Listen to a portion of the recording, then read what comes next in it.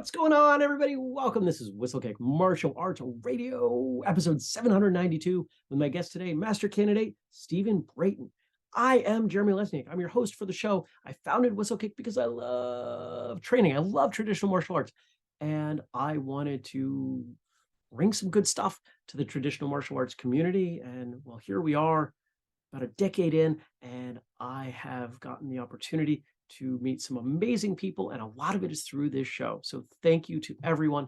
And if you want to see all the things that we're working on, the stuff that keeps me up at night sometimes, you can go to whistlekick.com, see all the projects, the products, the great things that we're putting out for all of you, including the stuff in our store. Yeah, you can pick stuff up. You can grab a shirt or a hoodie or some sweatpants, training stuff, casual stuff, protective equipment, events.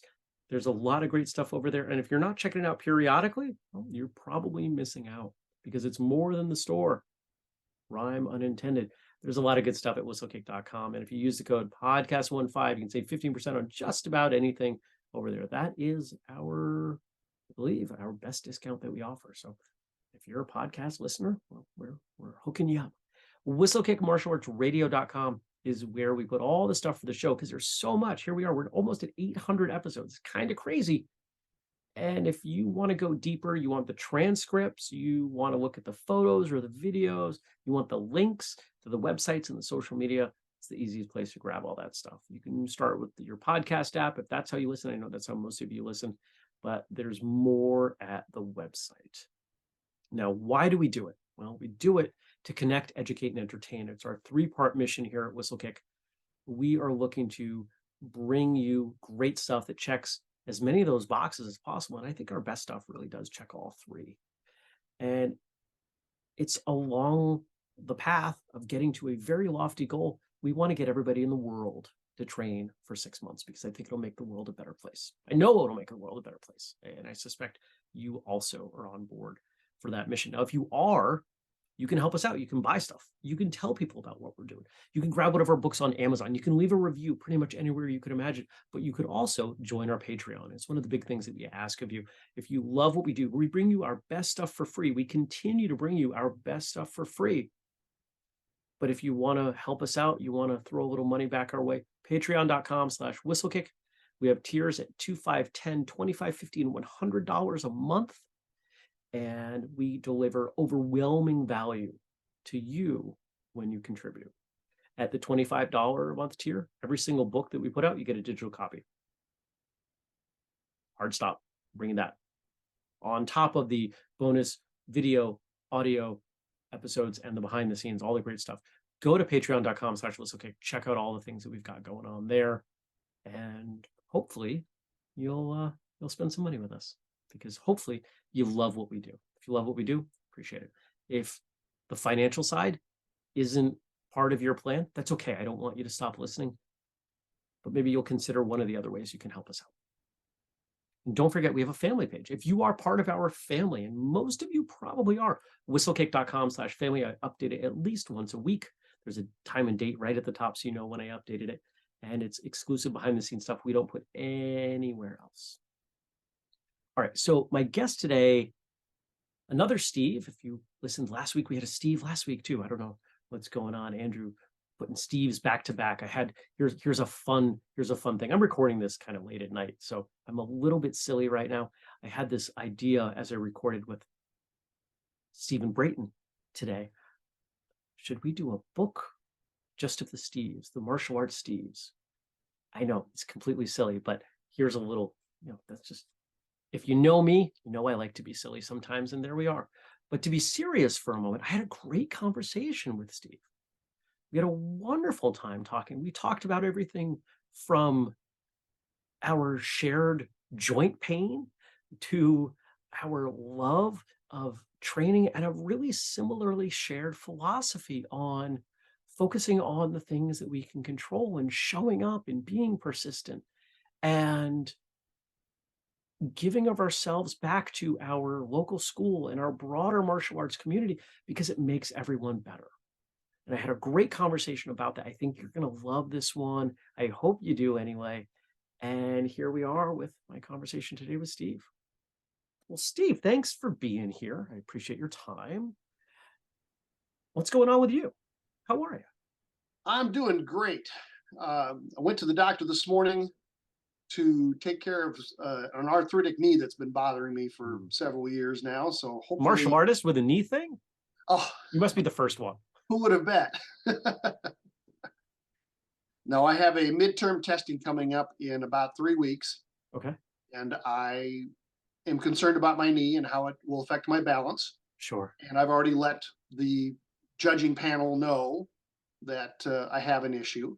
Mhm. But I wanted to get something taken care of, and so hopefully the cortisone shot will help with the pain, and I can perform better and not have to look wobbly and make my excuse that my knee hurts. Yeah. How does that impact you? Let's talk about that knee thing because we're going to talk about a lot of things, but you put it on the table. Let's talk about it because I'm sure we've got people out there in the audience saying, I've got a knee thing. I'm not quite sure what it is though. Maybe they'll learn something. Sure, I didn't know what it was, and athletes have issues with joints and Hmm. muscles over time, and the more you use them, and the older you get, the older they get, they tend to break down a little bit. It's a natural process. It's and it all has to do with the amount of exercise, diet, the genes.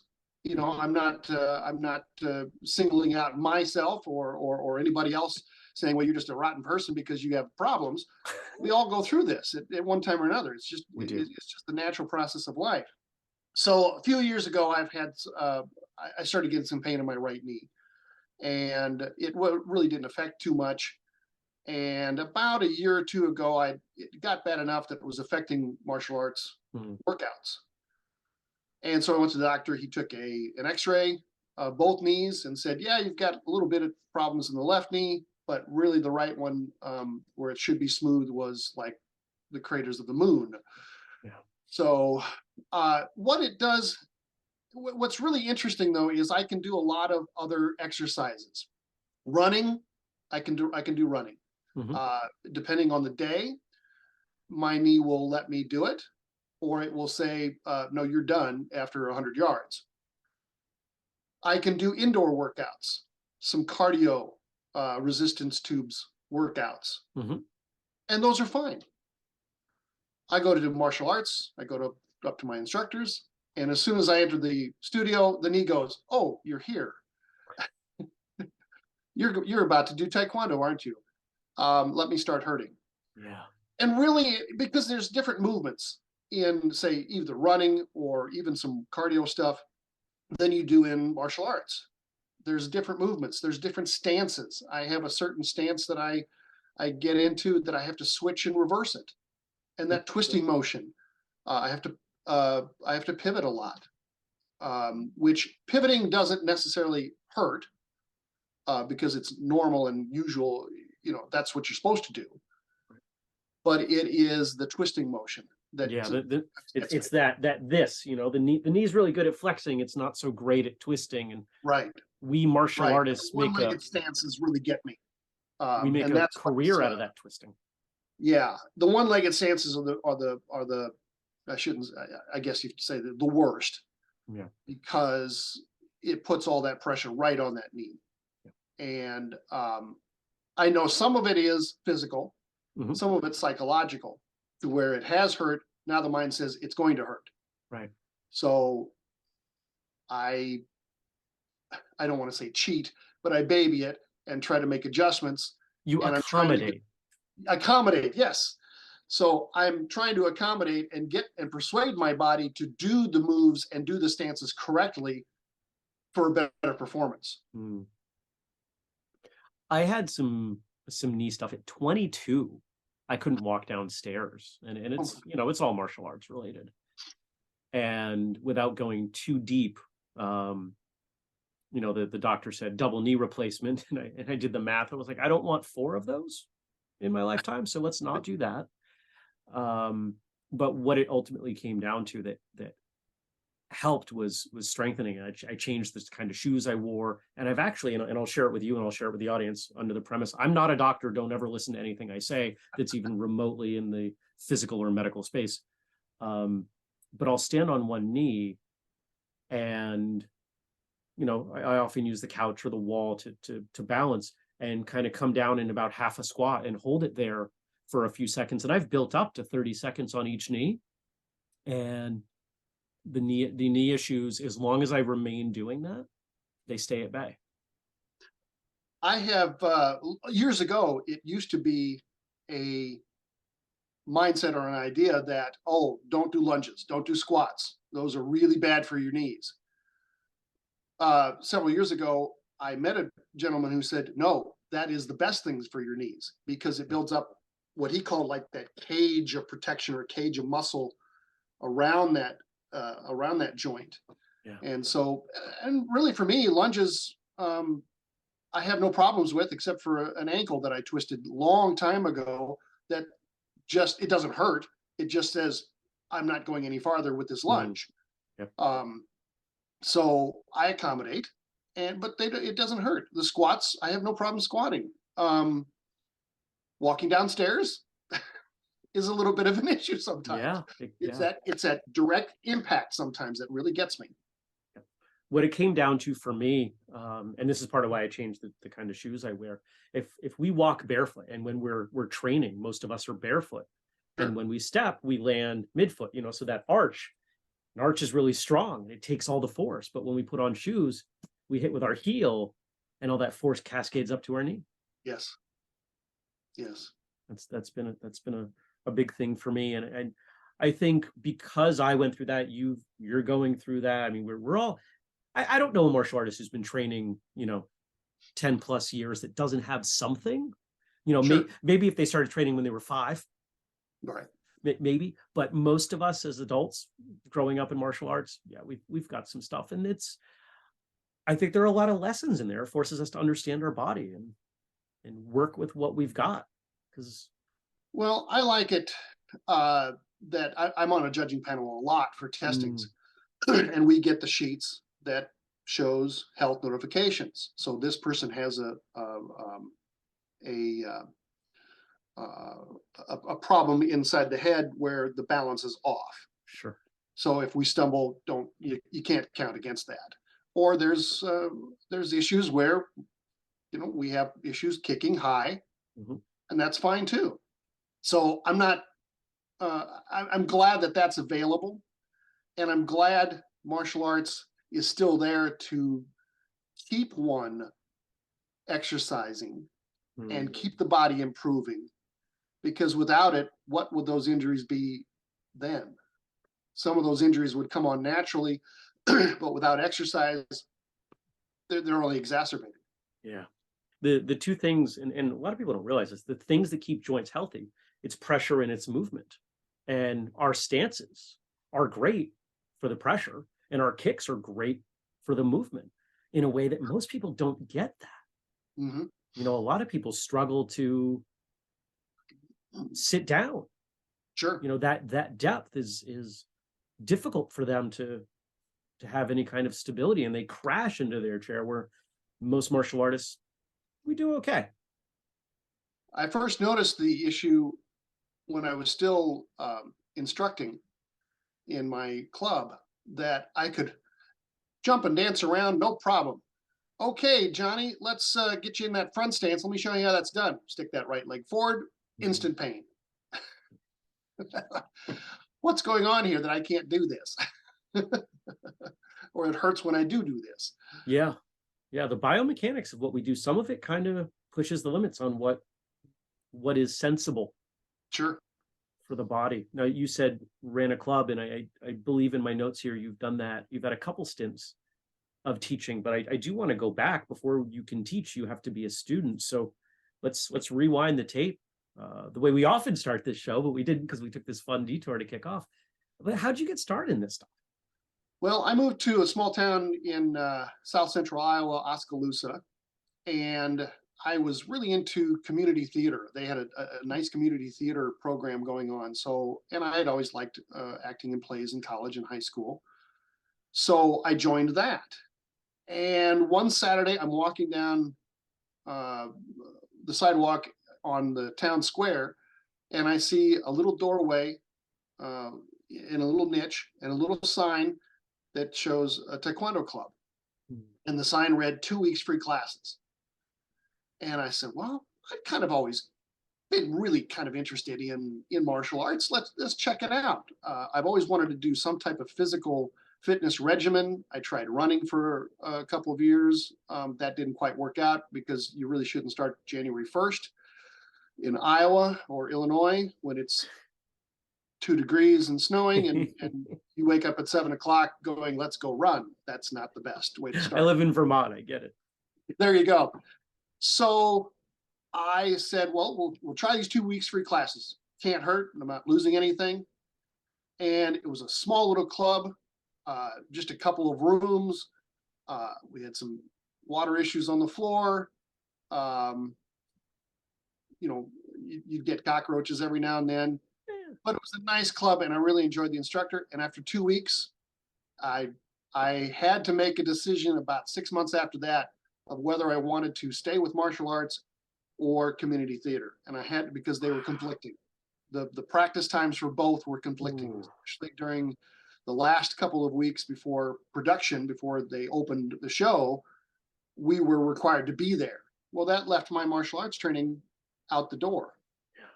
So I had to give up community theater, which is fine. I had a nice time doing it, but I've really enjoyed the martial arts and have just progressed from there. All right, I got to poke at that for a second, because this I feel like you're glossing over something that's really substantial. Just give us a few minutes of up to that point, your experience with community theater. I think we need some context for what you gave up. I was never the lead in a show. I was always a secondary character or part of the extras, part of the crowd.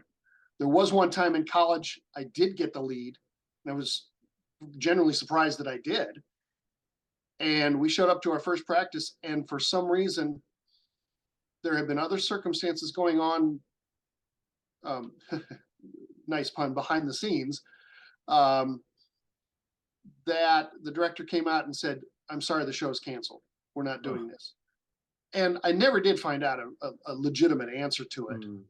And the next show that came around, I should have had the lead, in my opinion. I ended up getting a bit part where I was on stage for a maximum of 2 minutes. And I did it because I enjoyed the acting. When I moved to Oskaloosa, we did, what did we do? Annie. I think I was a bit player in that. I did get a nice role in another play that I really enjoyed. It was a challenge because I had to enter the living room from above. And upper body strength was not that good, that I couldn't hold on to a rope and climb down from the platform that they had mounted above the stage. So the best I could slid down it. And then it was an interesting role because I had to immediately strip down to running shorts and change into sweats for some reason. I don't remember the name of the play or the plot, but it ended up being, I was a burglar that ended up being included in the rest of the plot and being stuck in this house. So, but I did. I really enjoyed it. I enjoyed the actors and the people that who I worked with. It was fun when we did Annie. Of course, there was a bunch of kids, and we're sitting around in the green room, putting on makeup, changing into costumes, and the radio's playing some 70s Eagles song. And the kids are like, wow, this is really cool music. Did you know this? Did you know this group? And the rest of us are looking at these little kids going, we grew up with this. Shut up. So, but yeah, it was a hard decision to do because I did enjoy it.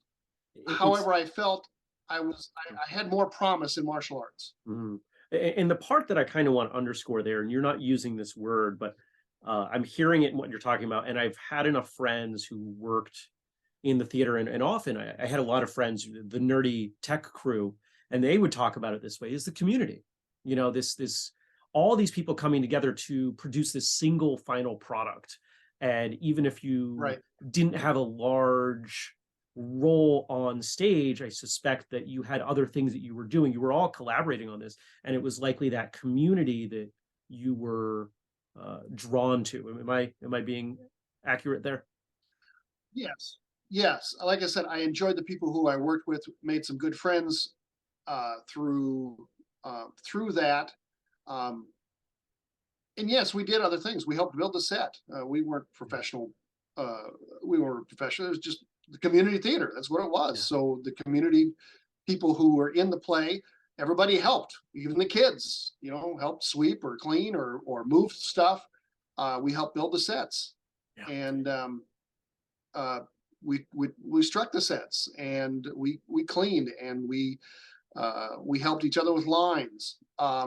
The interesting thing was, and it was just a natural thing, was everybody was in the same green room.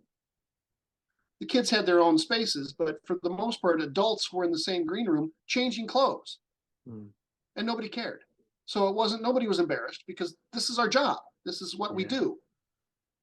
So, uh, so yes, I really did like that. I found, I'm not going to say an even better community, but I found another just as enjoyable community with martial arts. Yeah. So 6 months, you're talking about it sounds like this period of time just before you go into that final rehearsal stage where it's every night and it's fairly intense, a couple weeks or a month before curtain. And Sure. you hadn't been training very long at that point. So I suspect, and this is a very long way to get to this question I'm asking you right now, what was it that you found so quickly in martial arts that it took hold of you in such a way that you would let go of something you had been doing enjoyably for such a long time? Part of it was the fitness that I'd Mm. been looking for. Part of it was the challenge of wanting to be better. I was not in sports in school, not in college, definitely. In high school, I went out for track, which was fine, but I couldn't run very fast. Mhm. I went out for basketball for 3 days until my legs hurt for 3 days afterward, and I said, I can't do this. This is not for me. So I think it was the physical fitness, the workouts, the learning new skills, and the self-defense. That's always a big part of it. Mhm. But it was that physicality that I could get into without having to rely on a teammate. And I think that's one of the greatest things about martial arts, is that it's a singular sport. You don't rely, if you can't kick or punch, okay, you work on it, but you're not affecting anybody else. To where a team loses or has poorer results if you can't catch, you can't run, you can't tackle, you can't shoot, you can't hit the ball. You're put on the bench. Here in martial arts, it's a singular one person job or goal. You are improving yourself. You are battling and challenging yourself. The competitor is yourself. So if I can't kick, if I can only kick this high today, that's great. Now the goal is to kick this high tomorrow, and to just keep that improving a little bit higher. So that's what I really enjoyed about it. Mm. And the fun. It was fun. It wasn't, I didn't have to work at it really. I mean, yes, I practiced. Gosh, I remember as a white belt, our white belt form was a straight line, up and back, up and back. And I had a small apartment, small efficiency apartment with a hallway between the living room and the bedroom. And that's where I practiced. I just went, evenings I would do just up and down that hallway, just working on the moves in that hallway. Um, and of course, when new forms were introduced, they had more patterns and more movements, and the shapes were different. So I couldn't do it that way. But that's what I remember, that eagerness, that enthusiasm right at the beginning, that just grabbed hold of me. And I loved the instructors and the people, and in time we managed to get to some local outings and some camps there in town, and then of course tournaments and testings.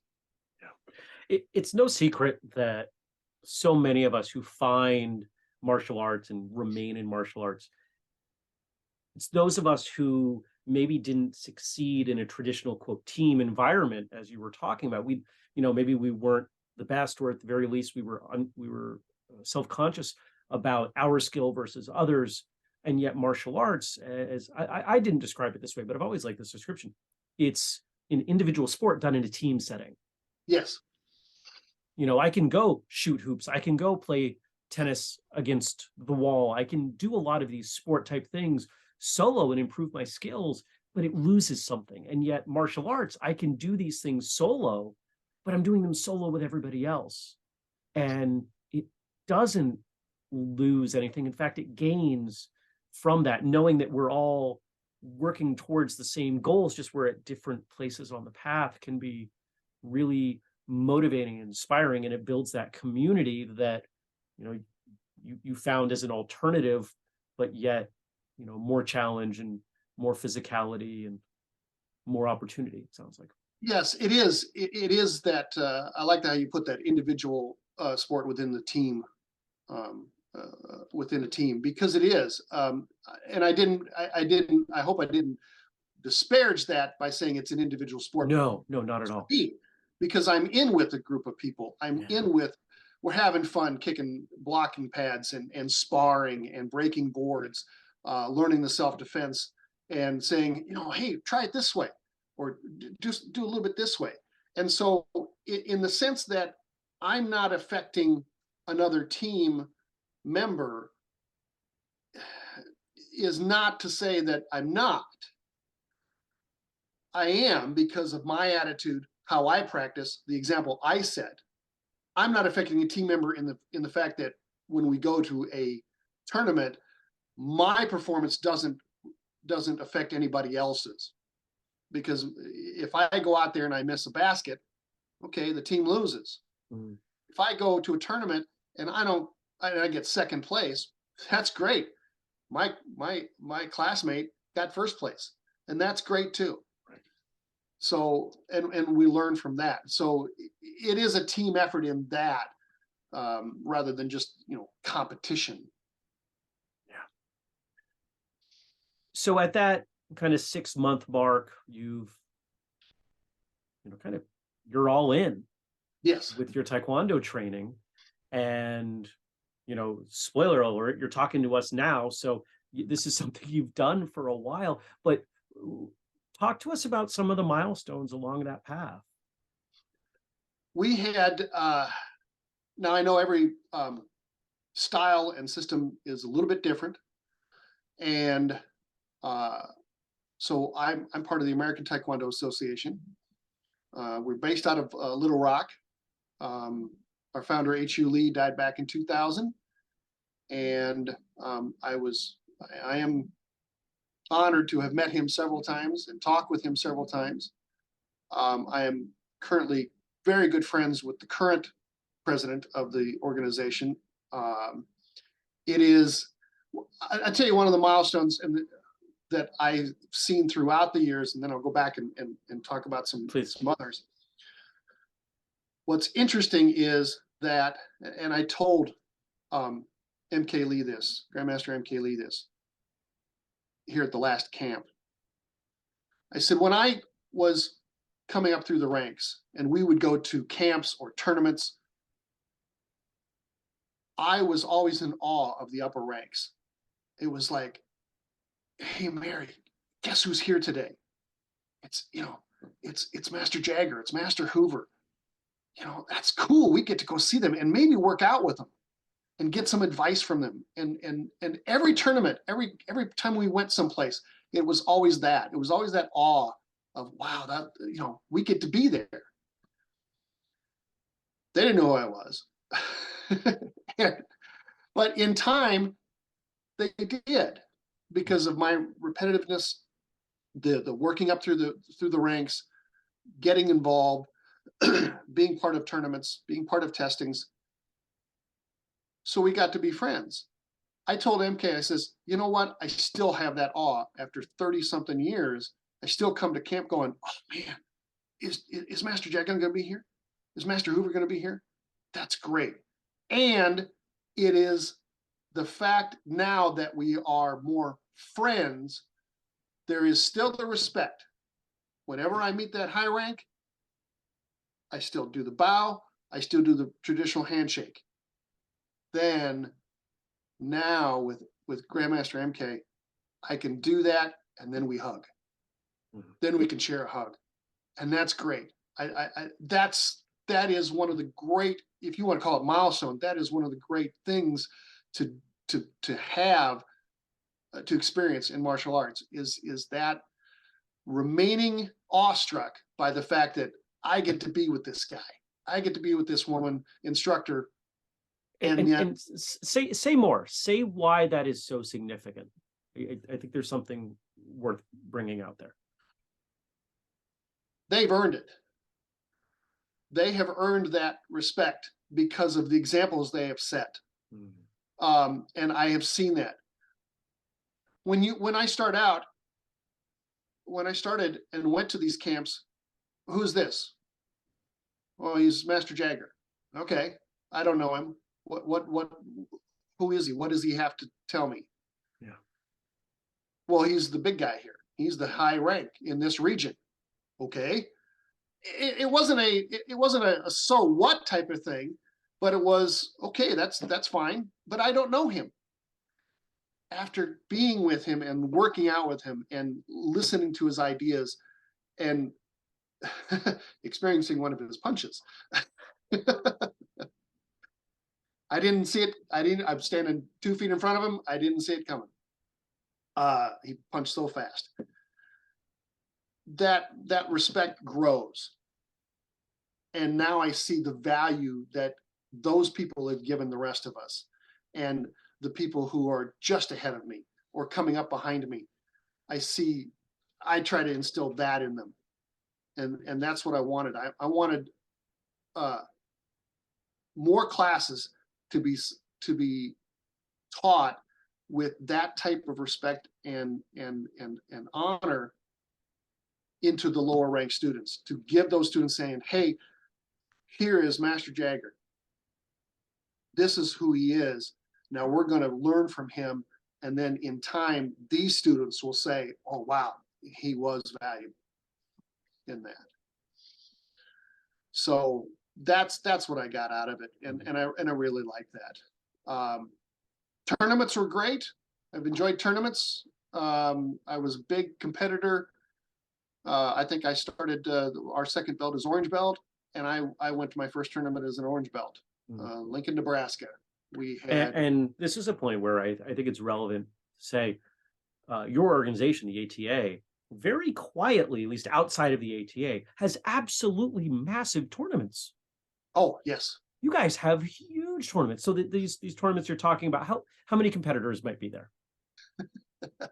When I started, probably 100, if that. And now we were a little small back then for tournament attendance because there weren't too many high ranks. Sure.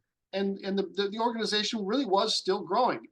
It had been around since '69, but it was still actively growing. So we were doing men and women together sometimes in some of the high ranks because there just weren't the numbers. Now, Sioux Falls will have 700. Right. It is the huge tournament. In our World Championship, World Expo, now held in Phoenix, you will get throughout the course of the week about 20,000. The week, right? The week. Yes. There's business classes and exercises and workouts, testings, top 10 tournaments, the tournament, and all kinds of great stuff. Master ceremony. And throughout that week, from about Tuesday through Sunday, you'll get 20,000 people from all over the world, 26 countries. And it's just it's an experience that I've been to many, many times, and it's still great. It's still, I can't describe it. It's just awesome to see that many people all there. Testing is amazing. The way they set up a testing, the black belt testing is they have pods of about for each rank. Mm-hmm. And in those pods, each of those pods will have 40 to 50 testers. So you're looking at 400, 500 something testers with support people. So there are thousands of people in that auditorium, all for one purpose. And it's just amazing. It is. It is my favorite thing about the ATA is that you all, better than any organization I'm aware of, put it all out there. Oh, you guys show up. I mean, that's the best phrase I can use. You all show up, and I think that's really cool. It is one of the things that we constantly stress at nearly every tournament that I attend. Somebody, at some point says, "Think about what this would be if you weren't here." And I know he's talking about individuals, but he's also talking about the group. If 20 of us don't show up, we're in trouble. We've got some problems, not problems, but we've got some issues that delays. We have to find people to judge. And so because of that, I think we have really improved since I started in judging, in attendance, in competitorship, and it's just great. And that's what I got into. I was a big competitor, few firsts, mostly second and thirds, but I'm happy with that. And then about the time I was going to test for 6th degree, I decided I'd had enough competition as a 5th degree, and I was fine. And I was not. I'm getting older. I don't feel that drive anymore. Mm-hmm. Now the interesting thing though is as soon as I made that decision, Grandmaster MK said, "Oh yes, we want to encourage 6 degrees and up to compete somehow and somewhere." Great, thanks. I, kind of going back to one of the things you were talking about with the respectful greeting followed by the hug, right? When we can build relationships with higher ranks, and we can have access to those higher ranks, and we can see them not only instruct or coach, but train and compete, it's so motivating. It's so inspiring. Years ago, I'm in Vermont. We've got some folks who attended. We've done one tournament as whistlekick, and hopefully we'll do more in the future. But we did one back in 2016, and one of the first things I did, other than get my key people in place, was I went to as many 10th Dans as I could and said, "I will comp you. Just please come and compete. Show them." And I think we had 6 out of just shy of 200 competitors. I think 6 of them were 10th degree black belts competing in multiple divisions, and it was awesome. And it was one of the things that people came up to me and told me they loved about the event, was that there were so many high ranks out on the floor, because it gives all the rest of us something to shoot for. Say, well, clearly competition isn't for just the kids or just the orange belts or just the people competing for their first time. It's for all of us. And here's the proof. Yes. Yes, I really enjoyed one of the one of my best Taekwondo friends that I just he is so wonderful is um, Chief Master Dan Jorgensen. Hmm. He's out of Kansas area. He used to be in our region, and Mhm. he moved around from place to place, and now he operates out of school in Kansas. I was used to. I remember him as a third degree, long time ago, and watching him compete and Mhm. being with him and having him come down and be at our testings.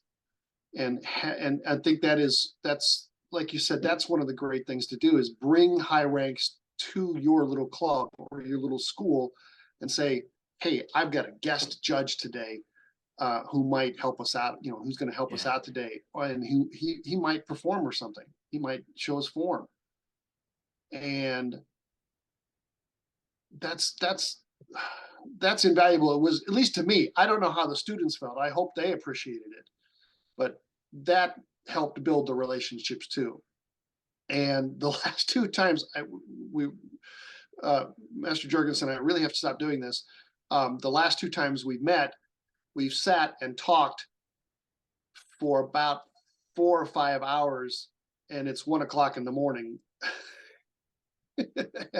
We have to go. Yeah. So we sit there and talk for another 20 minutes, and then we say goodbye. Yeah. Well, yeah, that's how martial artists say goodbye. You start saying goodbye on the far side of the dojang or the gymnasium or whatever it is, and you say goodbye to everyone as you go, and then inevitably you'll have to say goodbye to somebody else again. And I've had 2 hour goodbyes. Oh, we sat out in front of a restaurant, stood out in front of the restaurant, and watched the restaurant close, and watched the workers go home. After And you we're had still dinner sitting with all there. these folks for hours and we're with them the whole day, right? Yeah, and then we're standing there outside at the car. We're 20 feet from the car. Let's get in and go home. No, let's sit here and talk for 4 hours. Yeah, that's I've done it great. so many times. I Yes. love it. It is just, and neither of us minds. Neither of us is upset with the other because we're friends. Yeah. It is great. I remember one tournament where I think I was one of the high ranks, and Master Jorgensen was our guest high rank, our guest for that day. Somebody had come up to me and said, "Hey, Danny's coming in. You want to do the clap and get everybody's attention and everybody out of the high rank?" I went, "Okay, sure." So I sat there just. I know the guy for years, but for some reason I'm still nervous. I'm still, oh my gosh, he's coming in the door. I hope I hope he's happy. I hope he's in a good mood and everything like that. And I hope I don't mess up. So we did, and we all bowed to him, and he immediately pointed to me, came over, shook hands, and hugged. It was just, I can't. It's just an indescribable feeling that you get with that. Mhm. It's so wonderful to have that type of relationship. Yeah. I completely agree. So as time has gone on, as you've gone from instructor who, master who, okay, great, to some of these people being such great friends that you'll spend all day talking with, as you migrate from the gym to the restaurant to the parking lot. What has changed in you? How have you, I'm going to make an assumption, but I'm quite confident in it, grown as a person through your time and your association, your training, and these other people? They have instilled a sense of better self-confidence than I think I ever would have had without it. Hmm. Um, I was every testing I get nervous. And I think every martial artist who does competition and testing, rank advancement testing, if they're not nervous, then they don't care. Nervousness shows that you care. And it's the ability to take that nervousness and turn it into the energy that you need to perform to satisfaction. I think without martial arts, I don't know where I would be today in the terms of confidence and success in other ventures, because it gets you in front of people. You are standing there, oh my gosh, yeah, I'm one of 4 competitors or 5 competitors out there at a testing down in Little Rock or Phoenix. And I'm looking at a panel of 15 judges. Some of them I may know, but they're all giving me that stern look with their arms crossed, like, you better impress me, or, I don't care. And I'm looking at these people going, oh my gosh, how do I do this? And then I've learned to just look above their heads and ignore them and do what needs to be done. But it's that confidence, it's that I've learned throughout the years that I can perform. I never, and I'm not bragging, at least I hope I don't sound like I'm bragging, I never failed a test, rank advancement test, until a midterm about 7 years ago. Every test I passed. And for context, because different organizations handle this differently, do you have a statistic, roughly how often would someone pass versus fail? Most everybody passed. Okay. Then when it got in the colored belt ranks, yeah. Because we were of the notion that we didn't want you to fail. And if you weren't ready to test, then we wouldn't let you test. Right. We'd suggest, hey, let's wait another couple months. Let's go another cycle and do it and wait. We could, to really improve that technique, really improve whatever element that needed to be improved. And that's fine. And I felt satisfied. I don't want to say proud of myself, but I was satisfied that I could do that. I could come up to every testing and say, I'm ready. I'm nervous, but I'm ready. And I could, part of our testing is that you are allowed 3 tries, 3 attempts on your form. And they count the best one. So if you mess up, that's fine. It's testing. Everybody's nervous, and you're gonna stumble, or you're gonna make a wrong move or turn the wrong way. That's fine. Ask to do it again, and if you do it great the next time, that's what they're going to count. Up until about the 4th rank, I asked every time that I finished if I could do it again. Until one time he said, just stop asking. You're fine. So, because you felt you could always do a little better? I always felt I could do just a little bit better, and I always wanted to do just a little bit better. But one of the great things about those relationships in Taekwondo is everybody comes at it at a technique or a form or a move or a self-defense technique just a little bit differently than somebody else. And so my instructor can stand there and say, do it this way, do it this way, do it this way, try it this way, try it this way, try it this way. And I'm not getting it. I just don't get it. I don't understand. I'm trying to do what he says, but it just doesn't register. And I'm not comprehending it, and it's not working. Whatever I'm doing is not working. I can go to, then I go to workout, and I say, hey, Master Jagger, can I show you something? I want you to judge this. So I do it, and I said, I'm having problems with this particular area. He says, do it this way. And suddenly the light goes on. Oh, he said it in a little bit different way, probably said the same thing as my instructor, but he said it in a little bit different way that it finally registers and it finally gets me. And I go, now I can correct it. And so I think that relationship is great too, because we are all students and we are all instructors. I can be a student. I'm always a student. I'm always learning. I'm also instructor to others. I can even be an instructor to a high rank.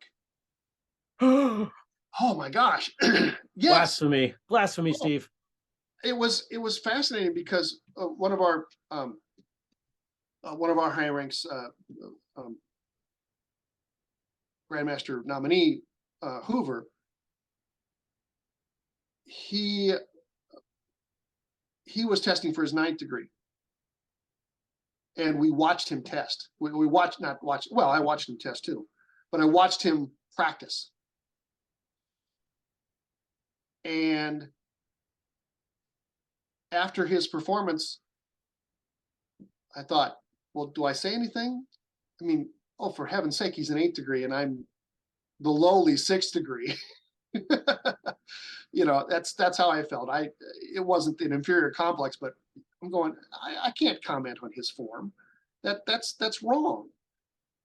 Well, we got to stand around talking, and I said, can I ask you something? Can I tell you something? I said, and I'm just humbling myself, you know, so much. And I said, can I tell you one little thing on your form? And he says, yeah. So I told him what it was. He says, yeah, I knew that. I've been working on that for years. He didn't mind it. It wasn't you know, shut up, you have no business talking to me like this. Because and it was how I approached it, I think, too. And it was that relationship. And because we've been friends for decades. And it's that type of relationship. If I were a newly 1st degree going, hey, Master Hoover, I think you did this wrong. Yeah, exactly. I would have been shot down and you know. But at the same time, as you said, always a student. The best martial artists, in my experience, and I've had the opportunity to talk to quite a few on this show, the best martial artists really don't care where their instruction is coming from. If it's valid instruction, it could be someone from within your school, within your style, organization, or someone out. It could be, you know who I learned the most from? First day white belts, because they teach you a lot about, hey, I didn't know you could move your body that way, and I didn't know that these words could lead you to moving like that. Sure. I learned a ton from them. And so as long as the motivation is right, if the culture in the school is, in my opinion, correct, yeah, I think there's nothing wrong with, you know, hey, here's what I observed. And if you do it the right way, you might even learn something, because maybe you thought, I've had this happen. Hey, so I saw you did this thing, and I thought, you know, we always did this thing. Mm-hmm. Wait, you're doing it that way? Oh, shoot, I'm wrong? Okay, so now I just learned. Awesome. Because Sure. if I hadn't brought it up, now neither of us benefits. Sure, you bet. And that has been a constant comments. Oh, show me how you did that again. Yeah. Oh, so it's not this way? Well, this is how I was taught. Okay. Well, does it work? Sure. Well, let me give it a shot and see if it works. So we're always learning. I learned the last week at a workout that I was doing some jump kicks incorrectly. I was telegraphing the move, probably because I was tired. But we've been working out for a long time before we sparred. But sure, still, I learned, and you know, and now that's gonna be in my mind the next time around from now on, to not do what I was doing. Right. Yeah. I'm thinking about where we should go next. We've been all over the place, and I love it. It's one of my favorite things about what we do and kind of our format. So we've talked about, you know, history, and we've talked a bit more about present. Let's talk future, right? Past, present, future. Where are you headed? It doesn't sound like this journey is going to end anytime soon.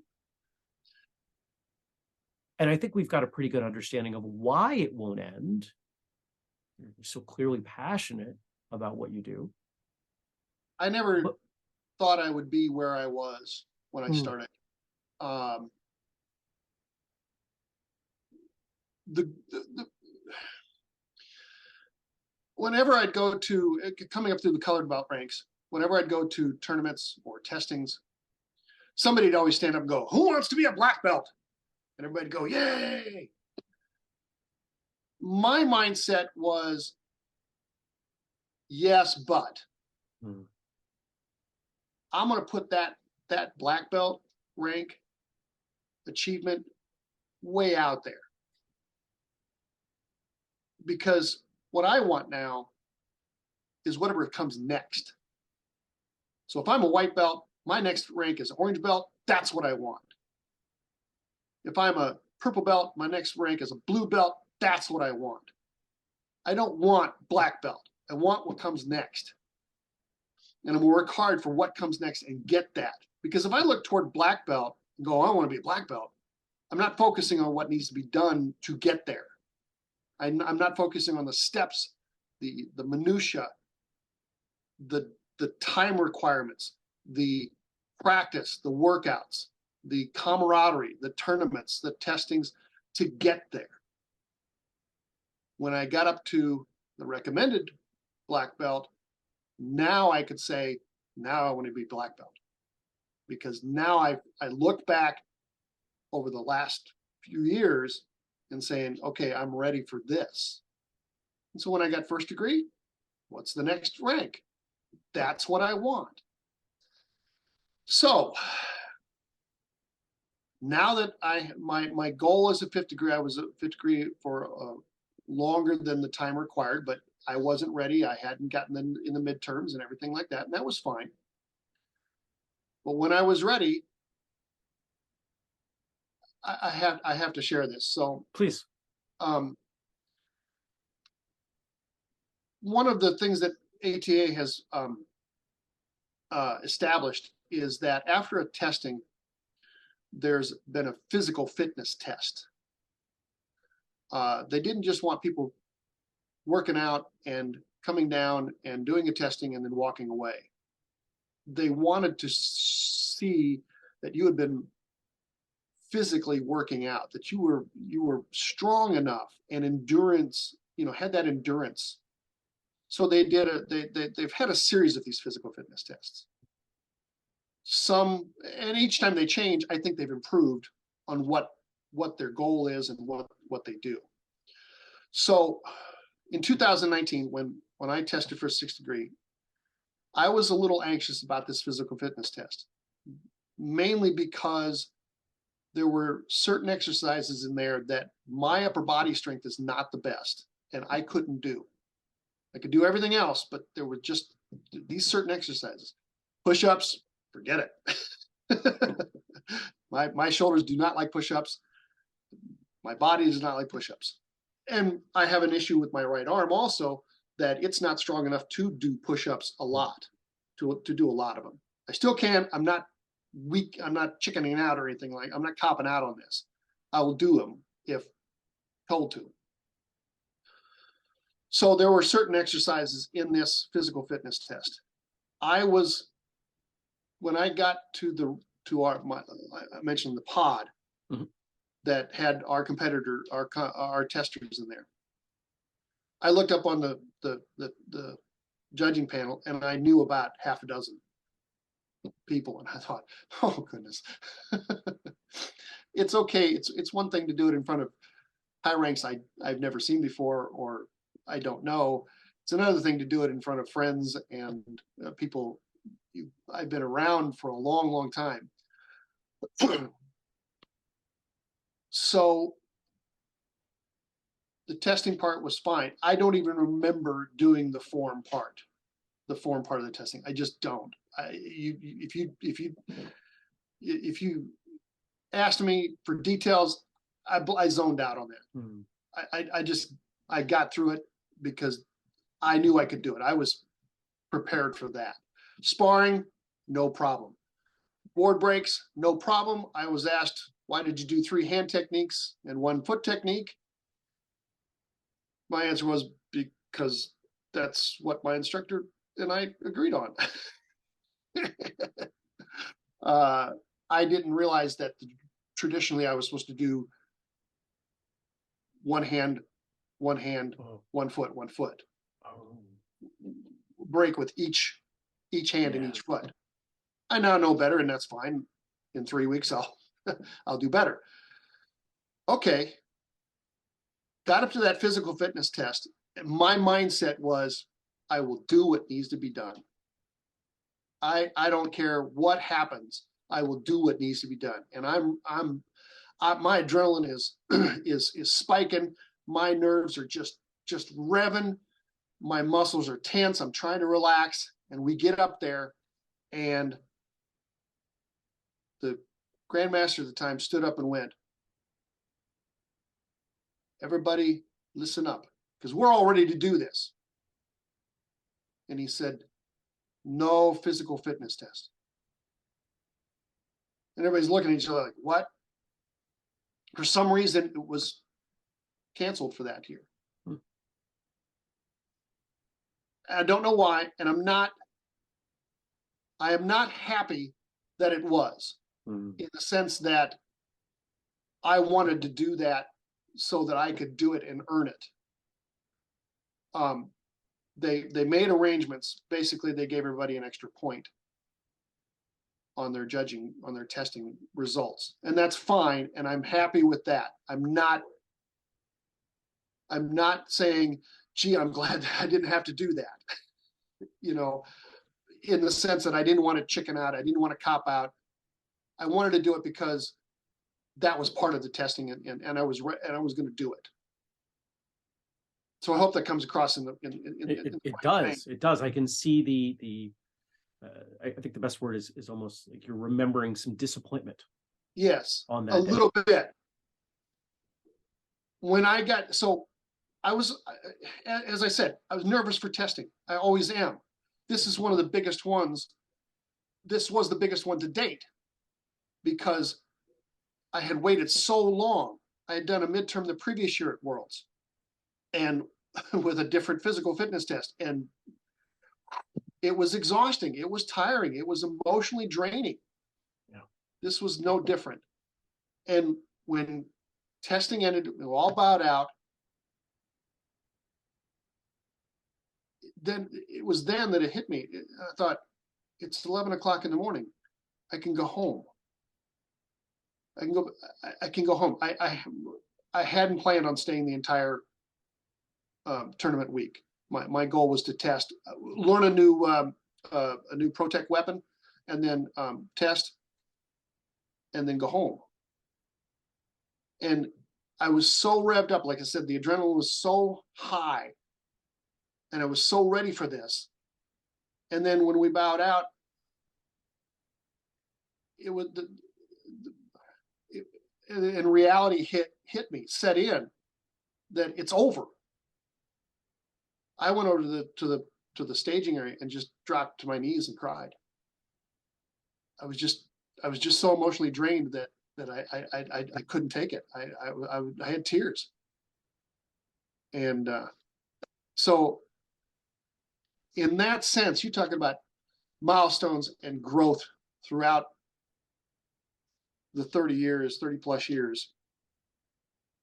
I think if somebody can reach that stage of involvement, of commitment, of being so deep in it that it just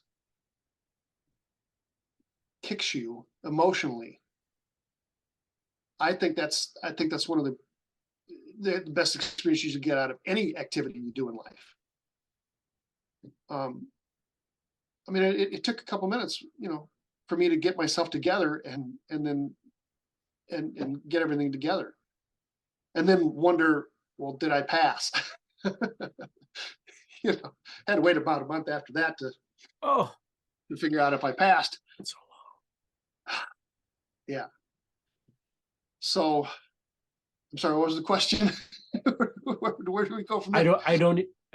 The heart of the question was the future.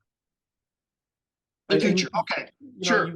you gave us some stuff on that, and I think, before you go again, Sure. the thing that you said that I really liked was this notion of, yes, I acknowledge there are longer term goals, but I'm not really going to get there if I don't focus on the next step. If you're trying to climb a set of stairs and your eyes are on the top step, you're probably going to trip when you're going up, or even Right. more so if you're walking down the stairs. But if you're focused step by step, it can feel slower, but you stumble less, and it ends up being a faster path. Well, and the familiar phrase, it's always about the journey, not the destination. You're supposed to have fun along the way. Right.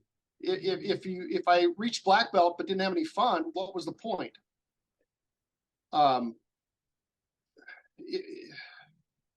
It would have been, oh yeah, I'm here, I made it. And I've seen so many people do that. And then they're gone. The goal is black belt, great, I'm there. Yeah. No, my goal was to go on. My goal was to become an instructor. My goal was to maybe open a club or a school. My goal was to get the next degree. So now in ATA, when you earn your 6th degree, you automatically become master candidate. I didn't know that.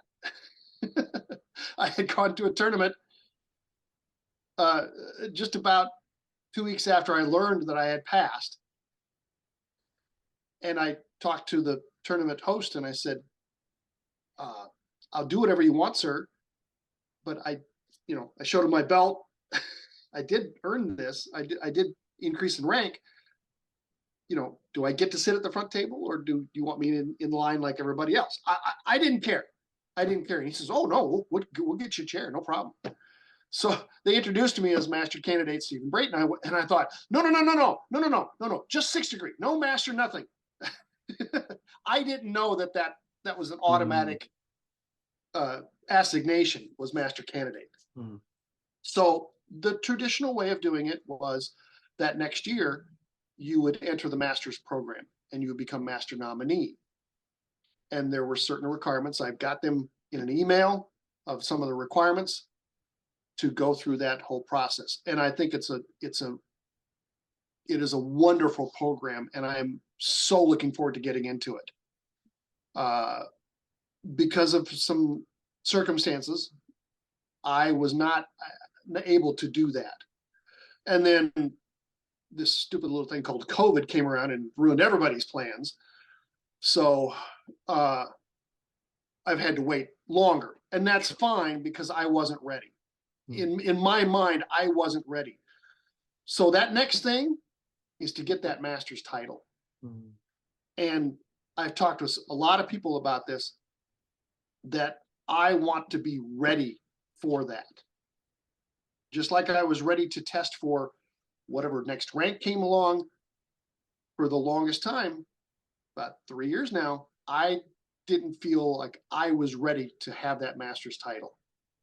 I wanted to earn it. I didn't want to just go, yeah, okay, we'll do it and we'll get the title and then I can be called master somebody. That wasn't what I wanted. I didn't feel that was for me. That I wanted to know that when I entered that program and I went through the requirements and I went through the workouts, that I was there. I was, once again, heavily, deeply involved because I deserved to be there and I was ready for it. So that's the goal right now, is to enter that program next year. Cool. Okay. I love the attitude.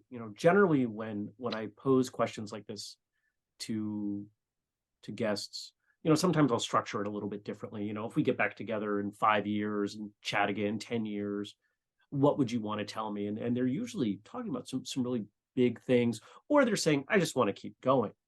What I really like about what you're saying is it reflects a lot of things I've been thinking about in my personal life, my professional life, this idea of, what's this next step? What's this next tangible, mini goal or milestone or whatever you want to call it, so I can maintain that forward progress. And that's, I think that's one of the best lessons that martial arts provides, that we can bring back into the rest of our lives is you keep showing up, you keep working hard, you keep iterating on what you do and developing new skills, and eventually you get somewhere that you never thought you would get. You end up with things you never thought were possible. And that's pretty cool. It's kind of a nice way Yeah. to look at the world. Oh, yeah. And I take inspiration from obviously the instructors and students, but individuals. Hmm. We have a gentleman who is, I'm gonna get his age wrong because he's probably older than what I'm gonna say he is. He's 79, maybe 80. And he just received his master title last year. And I admire this guy, not just because he's 80 and still doing this, but just because of the type of person he is, his character, his personality, his willingness to help out wherever needed, and just because he's a cool guy and a great friend. But I look at him and I see, like I said, he's got some health issues and some movement issues, but he's still out there doing it. He got his inspiration from one of my friends who had MS, and was maybe 10 years. I think they're about 8 years difference in their ages. He got his inspiration from her, saying, "Well, if she's out there doing this, I surely can do it." I love reading about. There was an ATA student, and I don't know his name, but he had managed to get his 5th degree at 95 or 96. And everybody was laughing because it was great because he was looking forward to going for his mastership at 101. It's like, oh my gosh. And so 5 to 10 years down the road, unless there is a complete disaster and a complete breakdown of my body, I'm still going to be out there doing it. Wow. That's my goal. I don't care if I'm hobbling out there to do my form, or if I'm, we've got special ability rings, and I've seen people in wheelchairs do it. I've seen people with artificial limbs do it. I've seen blind individuals do martial arts. I've seen autistic and Down syndrome. One of my best students I've taught for years, and I just talked with his dad last night about restarting some classes because he's wanting to get back into them. The guy's 30 something, and he was born with Down syndrome, and it's amazing what these ability people can do. And I hate to call them special abilities because I think it's almost a politically correct term, because they are debilitated in one fashion or another. But that does not stop them from doing this. And I am amazed by Matthew's memorization, the way he can do stuff, the way he puts his mind to it, his effort, his commitment. I am usually called to judge the special abilities ring at tournaments because I've done it so long. I've taught students with that.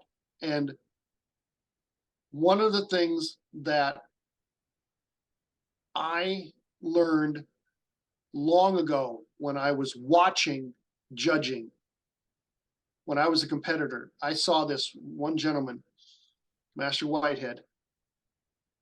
He was hyped up on caffeine or something, but his energy level was so high, and bouncing around and joking and talking and laughing and movements and hand movements and body movements and just flitting around just and doing this and doing this. And the way his style of judging, I looked at him and said, that's who I want to be. That's the type of person I want to be when I judge. And because he made it be fun. And I don't care if you lose, win, if you're not having fun out there, then what's the point of being there? And if I can do that, and I don't want to be bragging, but I've had so many parents come up to me afterwards and say, "Hey, man, thanks a lot. The kid didn't win, but hey, thanks a lot for making this so fun," because you get the parents involved too. You joke with the parents.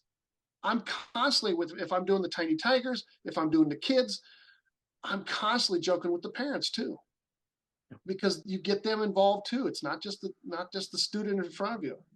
And these special ability people are just, wow. I have learned so much. I have matured so much more being around Matthew for the last 20 something years than I would have without knowing him. That's beautiful. There are two check boxes I think that we should look to hit every, as much as possible. And I also have received similar comments from folks when I'm in a chair at a competition. Did you have fun and did you learn something? And they are intentionally in that order.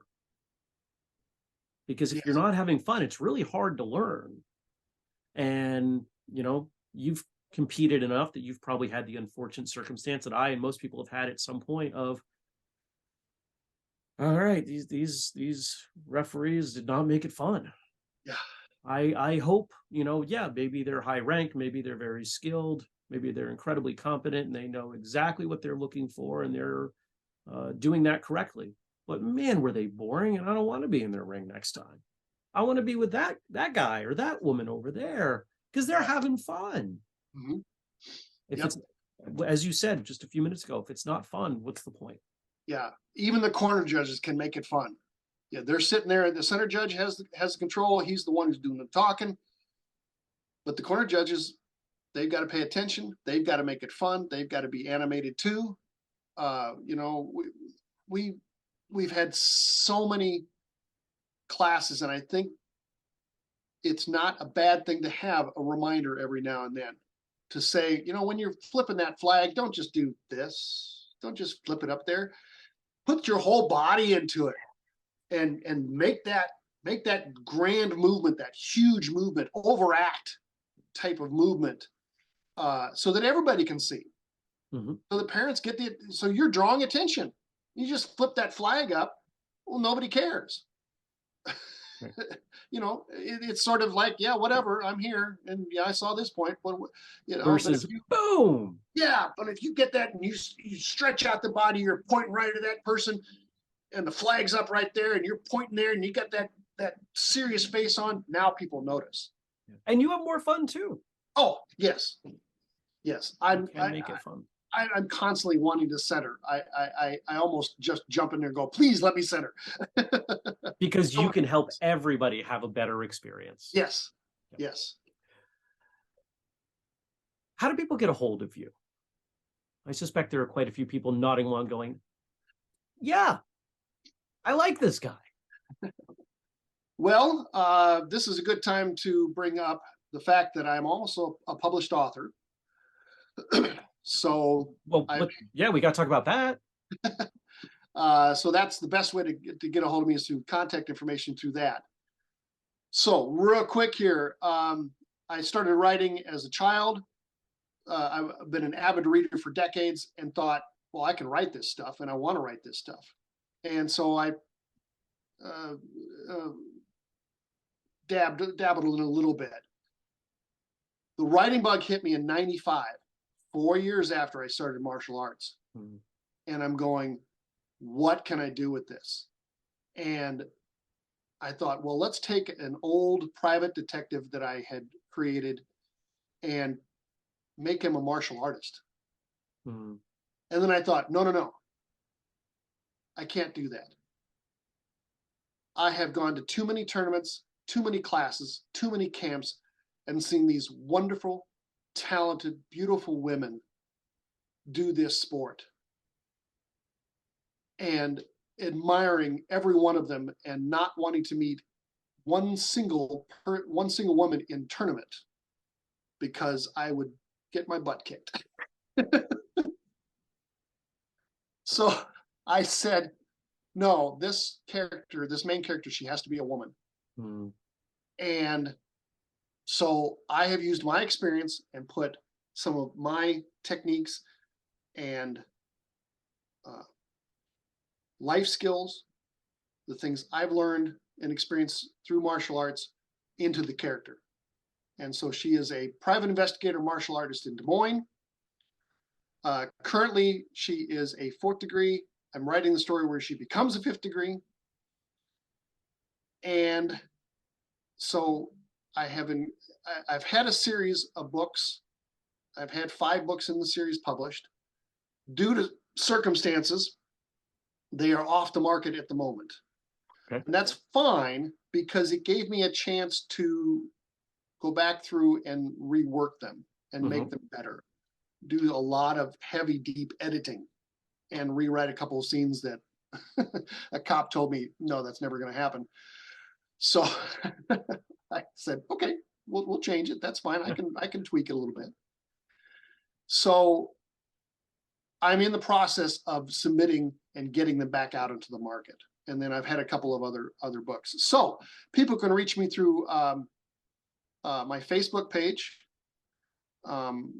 I don't have that URL handy at the moment, but That's it's okay.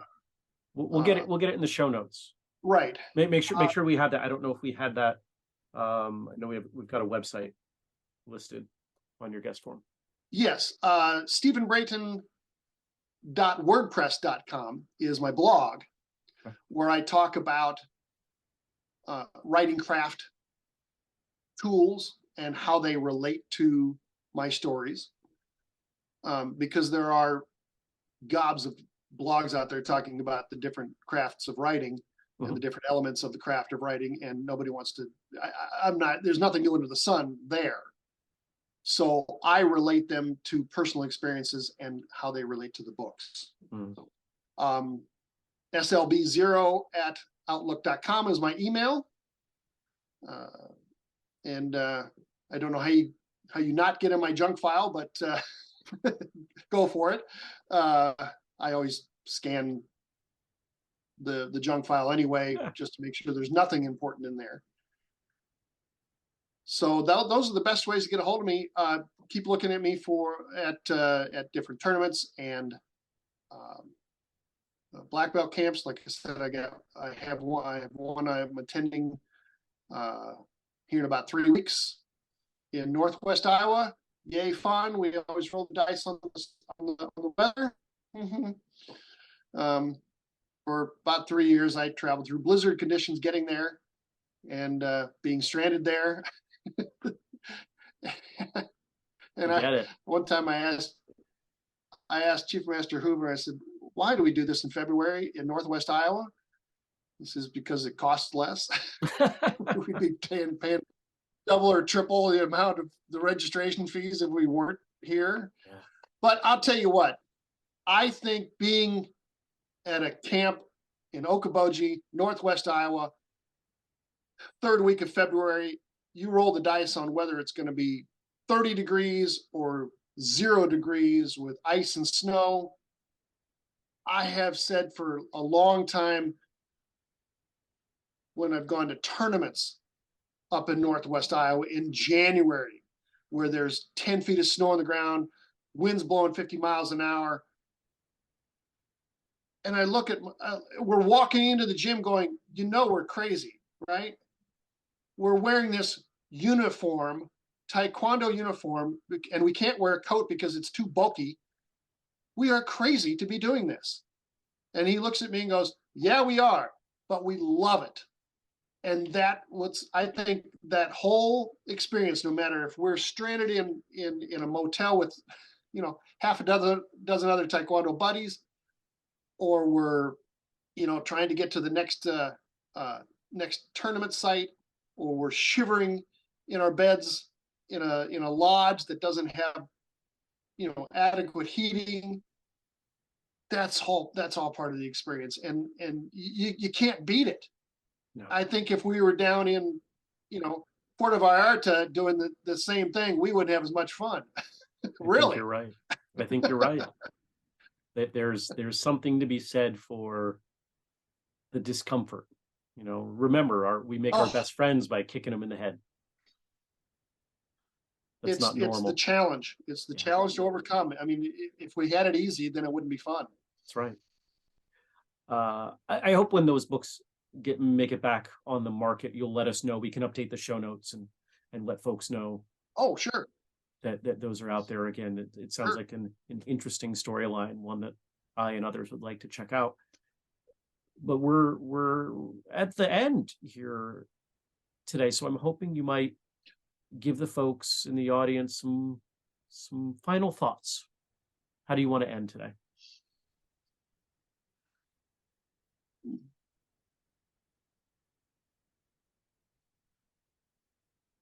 I remember a show I went to where a lot of different cultures were being presented. A lot of it was the Native American Indian culture. Mhm. They had a couple of bird trainers out there. And I was invited because I was in martial arts, and it was a different culture per se. And so I got out there in this on this hot day in my heavy uniform, and I'm sweating like crazy. I'm doing 3 forms and trying to explain the ATA organization and where it came from. And I think at the end I said, you know, I'm wearing this uniform, but it's not a costume. It's who I am. It's what I am. And I always try to remember that. We're not perfect. We're human. We fail. We fall down. We stumble. And sometimes we don't represent the martial arts the way we should. And that's okay because we are human. But then we pick ourselves up and we remember those life skills that we learned in class. And martial arts is not, I think so many people, oh no, I can't do that. Oh, I can't kick and I can't punch. Oh, I'm too old for this. Oh, no, my body isn't the right way. And all I want to do is point to Master Peterson and go, 80 years old over here. Come on. Okay. I want to point to Matthew going, Down syndrome guy. He's a 3rd degree. What do you think? Can you do that? I think so many people think of martial arts as kicking and punching only, and they don't see the behind the scenes, the classroom stuff that goes on, the classroom planning that goes through. And it is so much more than just kicking and punching and what stance you're in, and can you win a 1st degree or a 1st place trophy at a tournament. It is the life skills that are taught in class. It is the life skills of everything that we teach in class: respect, courtesy, determination, discipline, perseverance, honor, self-control. All those things that we say in our oaths, all those things we say in our classes, and we stress at tournament.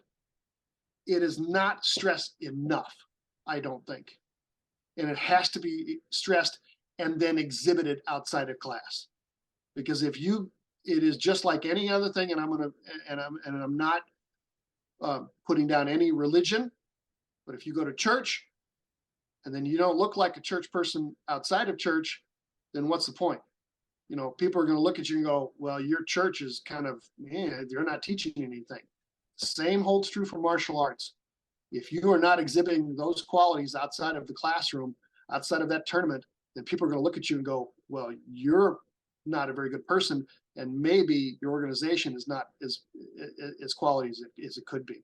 Mm-hmm. So I think that's something for everybody to remember, whether they consider martial arts, is you look at that organization, whatever organization it is, and I'm not putting any of them down. ATA is the best. Okay, I'll say that. But you look at what they're teaching, and then you look at the students involved, and you look at the instructors involved, and you look at those high ranks involved and see what they're doing in and out of class, and then you visit them and talk with them. And it's difficult to get that 30+ year impression and friendship and relationship and mindset and their personality and their character through 1 or 2 meetings. You can't do that. You have to be involved. But consider that when you look at martial arts. And I think that everyone, and I mean everyone, and especially females, should have a little bit of martial arts or self-defense training. It is just so important in today's world to be a little bit more prepared than somebody who's not. Listeners or viewers, people in the audience, thanks for sticking around. Thanks for checking out this episode. Steve, thanks for coming on. Had a blast with you. Hope to get to talk to you again.